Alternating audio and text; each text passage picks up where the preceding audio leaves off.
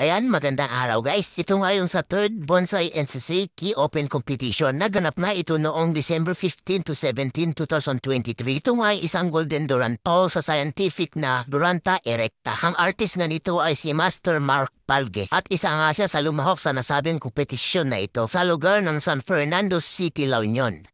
Dito nga halos fully finish na ang puno. At ito naman ang kanyang bottom view. Ang ganda ng pagkaliko ng kanyang mga sanga. At ang top view naman ng puno, at ganito na nga kaliliit ang dahon ng durantang ito. Ito naman ang kanyang base. Dito makikita nyo napakaganda na kanyang driftwood o ang tiyatawag nilang shari. At ang pinahid nga dito ni Master ay isang lime sulfur. Ginagamit ng karamihan para ma-maintain at mapalabas ang ganda ng driftwood. At dalawa nga ang nakuhang award nitong punong ito. Isang silver award sa kategoryang slanting.